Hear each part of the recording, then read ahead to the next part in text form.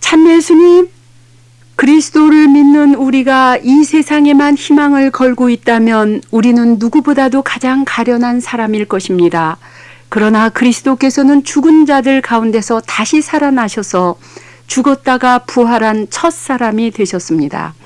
고린토전서 15장 19절에서 20절의 말씀으로 애청자 여러분께 주님의 평화를 빌면서 고린토전서 15장의 말씀을 봉사하겠습니다.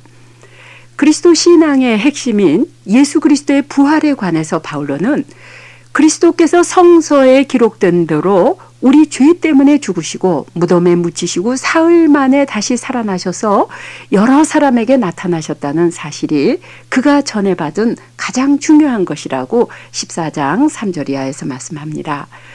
바울로는 부활하신 주님께서 어떤 사람들에게 나타나셨는지를 말하면서 마지막으로 이 팔싹동이 같은 나에게도 나타나셨습니다라고 15장 8절에서 말하는데요. 그는 왜 자신을 그처럼 생각했을까요? 사도는 고백합니다. 나는 사도들 중에서 가장 보잘것없는 사람이요 하느님의 교회까지 박해한 사람이니 실상 사도라고 불릴 자격도 없습니다. 그러할지라도 사도는 매우 당당하게 내가 오늘의 내가 된 것은 하느님의 은총의 덕입니다라고 고백합니다. 그가 주님을 위해서 어느 사도 못지않게 수고하고 열심히 일했음을 밝히고 있어요. 사도는 부활이 없다고 주장하는 일부 사람들을 반박하면서 그리스도께서 다시 살아나지 않으셨다면 우리가 전한 것도 헛된 것이고 여러분의 믿음도 헛된 것일 수밖에 없는 것이라고 15장 14절에서 얘기합니다.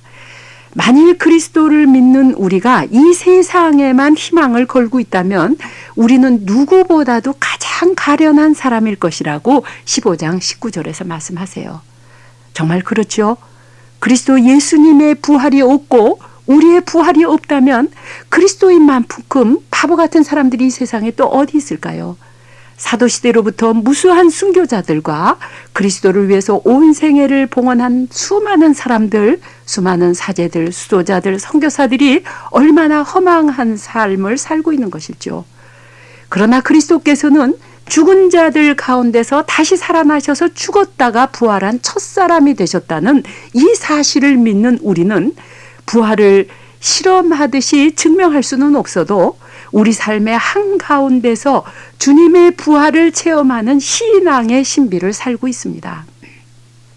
이 부활신앙은 인간의 언어와 지식의 한계를 무한히 초월한 신비이기 때문에 진실한 믿음과 주님의 은총과 성서의 말씀을 밝혀주시는 성령의 빛으로서만 체험할 수 있다는 것이 사도의 가르침입니다. 이를 잘 표현한 성서가 앞서 했던 그 로마서인데요.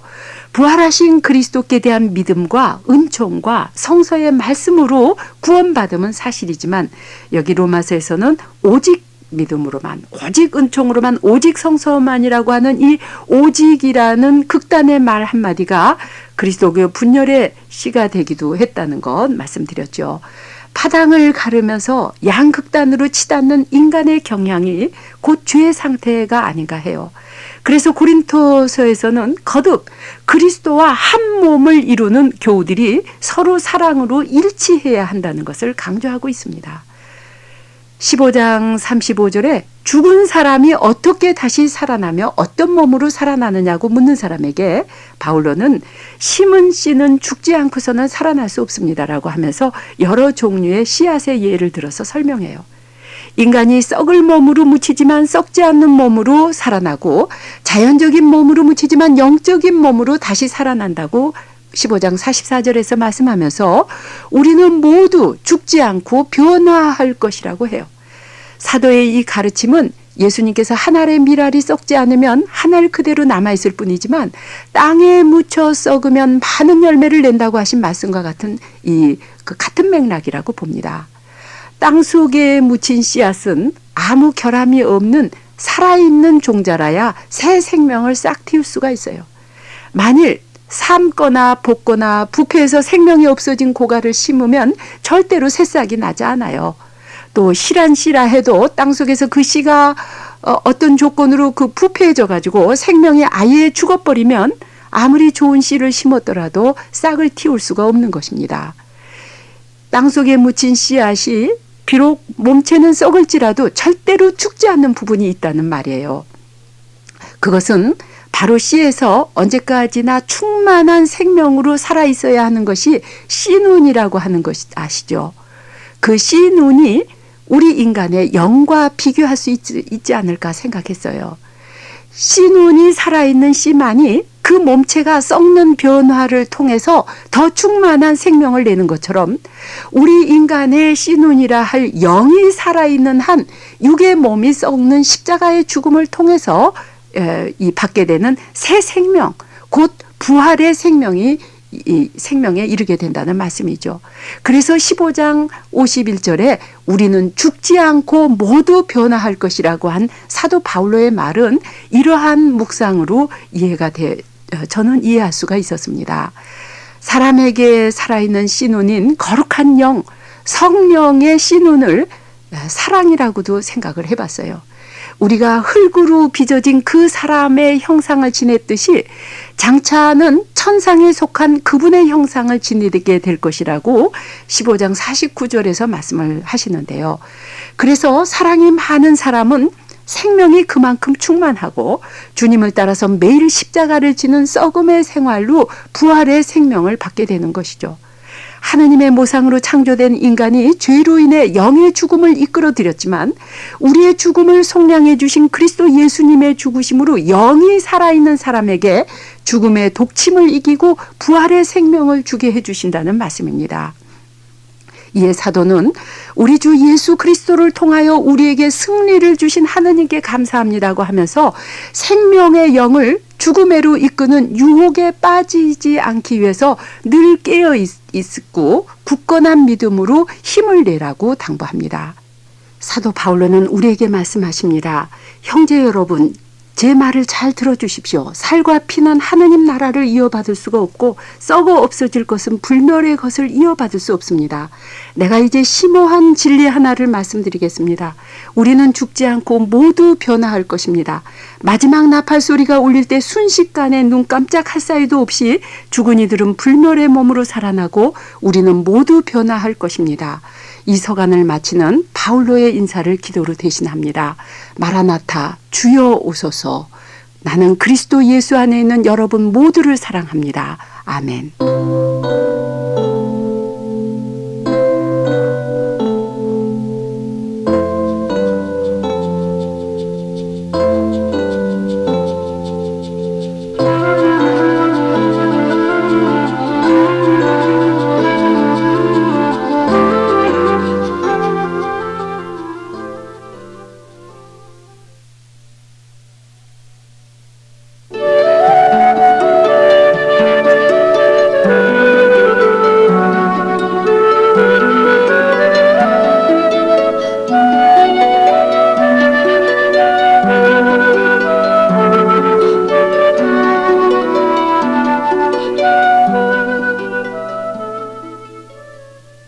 예수님, 우리는 하느님께 바치는 그리스도의 향기입니다.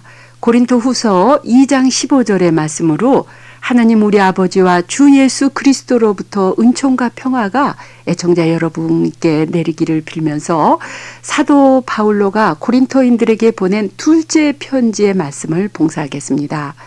이 성서는 특히 교회 사목자들과 복음 선포자들을 향한 가르침을 담고 있어요. 사도 바울로는 여러 가지 환난과 시련 중에서도 위로를 주시는 하느님께 감사드리면서 우리가 그리스도와 함께 당하는 고난이 많은 것처럼 그리스도로 말미암아 받는 위로도 많다고 1장 5절에서 말씀하세요. 그들이 아시아에서 당한 환난은 너무도 커서 살 희망을 잃었지만 그들이 사형 선고를 받았다는 생각을 하기에 이르러서는 우리는 자신을 믿지 않고 죽은 자를 다시 살리시는 하느님을 믿게 되었노라고 합니다. 사도들은 세상에서 처신할 때, 특히 교우들을 대할 때 인간의 꾀를 부리지 않고 하느님의 은총으로 그분의 뜻을 따라 솔직하고도 진실했노라고 하면서 사목자들의 대인관계가 어떠해야 할지를 제시하고 있어요. 그들은 그렇게 어려운 죽을 고비에서 그들을 건져내 주신 하나님께서 앞으로도 건져내 주시리라는 희망을 지니고 그리스도의 복음을 전한다고 합니다. 사도들은 당시 하느님의 말씀을 돈벌이 수단으로 삼았던 그 많은 사람들처럼 하느님의 말씀을 파는 잡상인들이 아니라고 하면서 오히려 우리는 순수한 동기에서 하느님으로부터 파견되어 하느님을 마주하여 그리스도 안에서 말한다고 2장 17절에서 말씀하세요. 사도들은 새로운 계약의 봉사자들임에 이 3장에서 길게 서술하고 그들이 받은 사도직을 이행할 때 사심없이 충실한 종의 자세를 지녔다는 것을 4장에서 알려주고 있어요. 모든 사목자들과 말씀의 봉사자들이 복음을 전할 때마다 외워야 할 말씀으로 4장 5절의 말씀을 주십니다. 우리는 우리 자신을 선포하는 것이 아니라 예수 그리스도를 주님으로 선포하고 우리 자신은 예수를 위한 여러분의 종으로 선포합니다. 라는 말씀이죠. 하느님의 형상이신 그리스도의 영광스러운 복음의 빛을 볼 수 있도록 어둠에서 빛이 비쳐 나오느라고 말씀하신 하느님께서는 사도들의 마음속에 당신의 빛을 비추어 주셔서 그리스도의 얼굴에 빛나는 하느님의 영광을 깨달을 수 있게 해주셨는데 이 보화를 하느님께서는 깨지기 쉬운 질그릇과 같은 그들 안에 담아주셨느라고 하면서 그것은 복음 선포의 엄청난 능력이 그들 자신에게서 나오는 것이 아니라 하느님께로부터 나온다는 것을 보여주시기 위해서라고 4장 6절 이하에서 말씀하세요. 사실 복음 선포자들이 흔히 떨어지는 유혹은 그들이 전하는 하느님 말씀의 능력이 일어남을 볼 때 그것이 마치 자기가 말을 잘해서 또는 머리를 잘 쓰고 고생을 많이 했기 때문에 그런 성과가 일어나는 것이냐 착각하는 것이라는 것입니다. 그래서 사람들로부터 칭송이나 인정을 받으려 하고 자신이 무슨 업적을 쌓고 성과를 이끌어들이냐 오만해지기까지 하는 웃지 못할 비극이 우리 가운데 많이 있는 이유가 바로 여기에 있다는 말씀이에요. 복음 선포자들 뿐 아니라 그가 전하는 하느님의 말씀을 듣는 신도들 역시 같은 유혹에 빠져서 어떤 말씀의 봉사자가 성령의 여러 가지 은사를 풍부히 받아서 놀라운 말씀의 도구가 될 때 자칫 그 본인을 칭송하려는 잘못을 범하는 수가 있다는 것을 경고하고 있어요. 이 유혹은 참으로 교묘해서 말씀의 봉사자나 사목자들 자신도 신자들도 의식하지 못하는 사이에 끼어들곤 하기에 주님께서는 그리스도의 영광스러운 복음의 빛을 질그릇처럼 깨지기 쉬운 인간들 안에 담아주셨다고 하세요. 그래서 때로는 유명한 사목자나 설교가들이 크고 작은 죄에 떨어지게 하시고 허락하시고 스캔들을 일으키기까지 그 질그릇이 깨어지게 허락하신다는 것은 그들이 전한 그리스도의 복음의 빛이 그들 자신에게서 나온 것이 아니라 주님에게서 나온 것임을 알게 하시려는 하느님의 손길이 아닐까 합니다. 그러나 진실한 복음 선포자들은 하느님의 엄청난 능력으로 아무리 짓눌려도 찌부러지지 않고 절망 속에서도 실망하지 않고 궁지에 몰려도 빠져나갈 길이 있고 맞아 넘어져도 죽지 않는다고 4장 8절 이하에서 말씀하세요. 사도들은 실제로 무슨 일에나 하느님의 일꾼으로 일하면서 환난과 궁핍과 역경도 잘 참아냈고 매질과 옥살이와 폭동을 잘 견뎌냈고 심한 노동을 하고 잠 못 자고 굶주리면서도 그 고통을 잘 견뎌냈다고 6장 4절 이하에서 묘사합니다. 그들이 복음 때문에 당해야 했던 고난의 종류를 계속 열거하고 있는데요.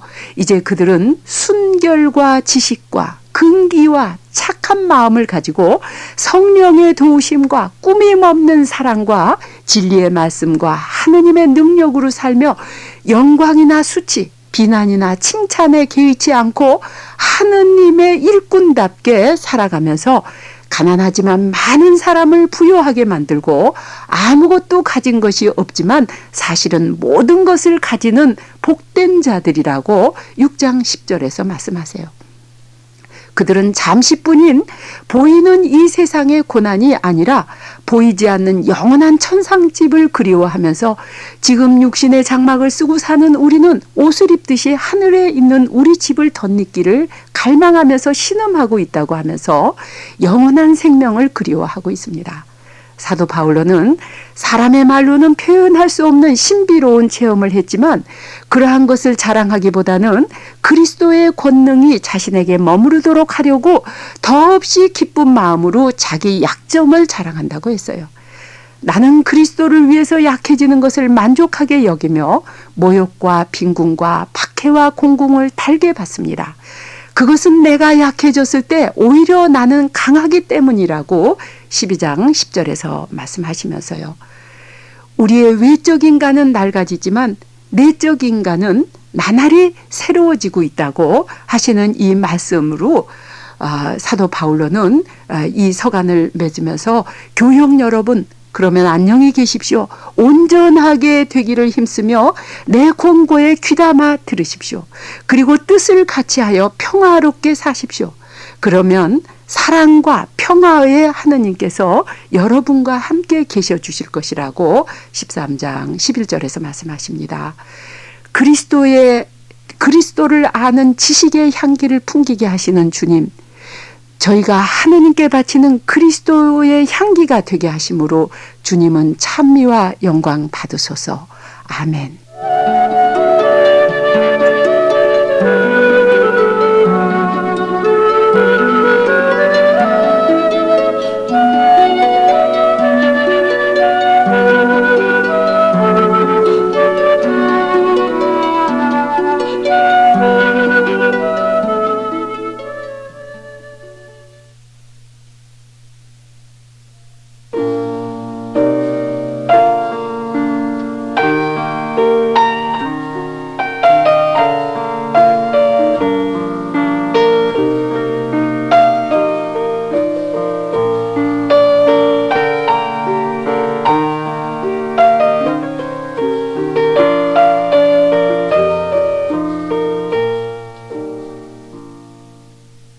예수님, 하늘과 땅 위와 땅 아래에 있는 모든 것이 예수의 이름을 받들어 무릎을 꿇고 모두가 입을 모아 예수 그리스도가 주님이라 찬미하며 하느님 아버지를 찬양하게 되었습니다.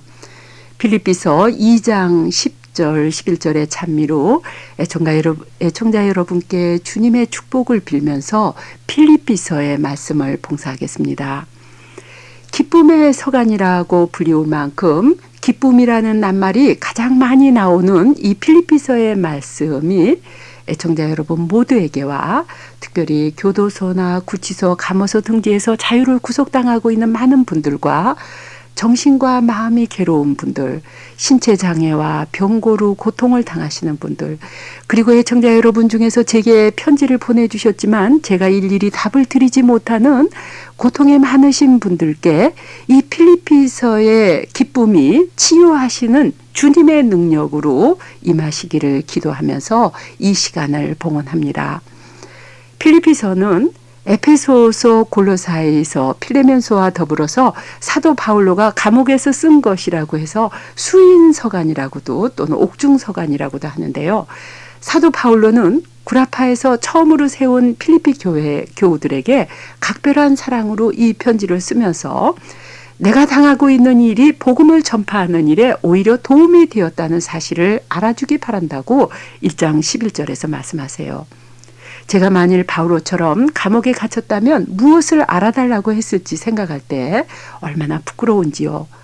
사도는 현대 감옥과는 비교가 안 될 만큼 열악한 토굴 감옥에 갇혔지만 감옥 밖의 사람들을 향해서 기뻐하라고 외치고 있어요. 자신을 투옥한 자에 대한 미움이나 분노나 고통의 호소가 아니라 주님께 감사와 찬미를 드리며 기뻐하는 한 수인의 절대 자유와 신앙의 숭고함이 참으로 놀랍죠. 감옥에 갇힌 자로서의 이 기쁨은 자연적인 근원에서는 결코 나올 수가 없어요. 그 기쁨은 바로 하느님께로부터 흘러넘치는 환희입니다. 하느님으로 가득 찬 사람만이 참 자유와 깊은 데서 샘솟아오르는 참 기쁨이 무엇인지를 알아요. 그리스도 예수님보다는 나를 주어로 놓고 나를 중심으로 다른 사람을 생각할 때는 이 기쁨이 없어요. 우리 생각과 삶의 중심이 그리스도 예수로 바뀌지 않는 한 결코 참 기쁨이 구원이 있을 수가 없다는 말입니다.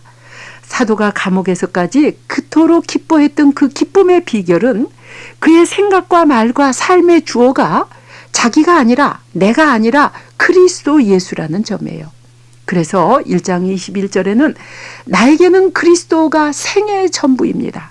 그리고 죽는 것도 나에게는 이득이 됩니다라고 말하기까지 합니다. 그리스도 예수를 주어로 하는 필립비서는 우리의 생명이신 그리스도, 우리의 모범이신 그리스도, 우리의 목표이신 그리스도, 우리의 충만이신 그리스도를 전하고 있어요.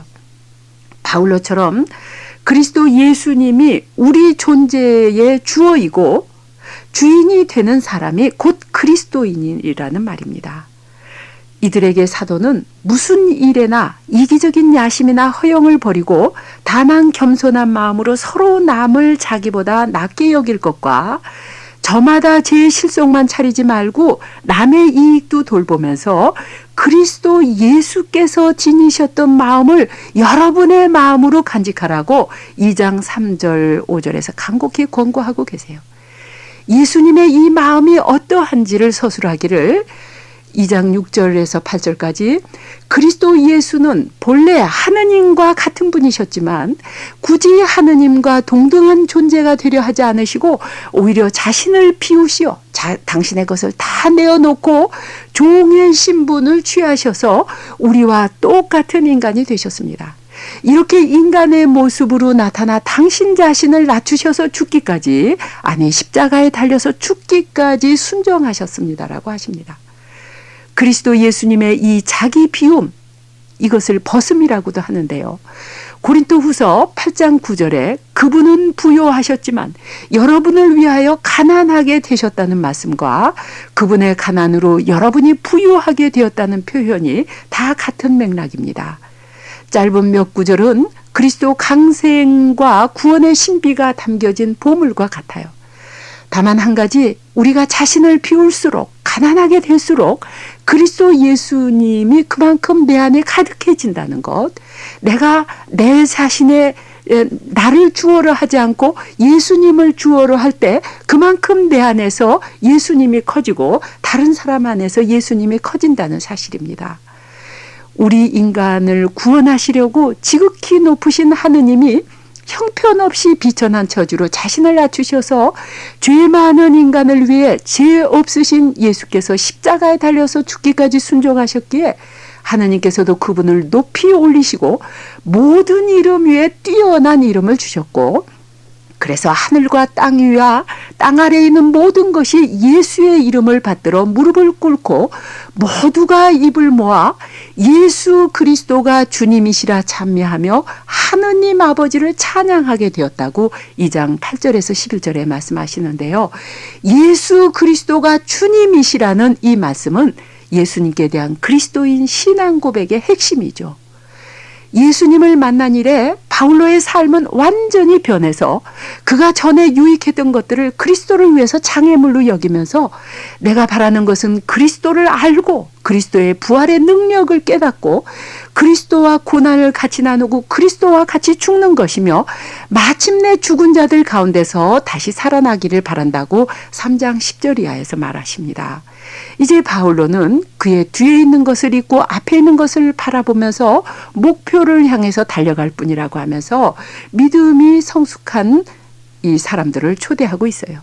그렇듯이 주님 안에서 기뻐했던 사도가 눈물을 흘리면서 말할 때 이것은 많은 사람들이 그리스도의 십자가의 원수로 살아가고 있음을 본 때였습니다. 3장 18절의 말씀이에요. 사도는 한탄하기를 그들은 자기네 뱃속을 하느님으로 삼고 자기네 수치를 오히려 자랑으로 생각하며 세상 일에만 마음을 쓰는 자들이라고 합니다. 그러나 우리는 하늘의 시민입니다. 우리는 거기에서 오실 구세주이신 주 예수 그리스도를 고대합니다라고 합니다. 마침내 기쁨의 사도는 말씀하십니다. 나에게 능력을 주시는 분을 힘입어 나는 무슨 일이든지 할 수 있습니다. 4장 13절의 말씀입니다. 한량없이 풍요하신 나의 하나님께서는 그리스도 예수를 믿는 여러분에게 필요한 모든 것을 풍성하게 채워주실 것입니다. 하나님 우리 아버지께서 영원 무궁토록 영광을 받으시기를 빕니다. 아멘.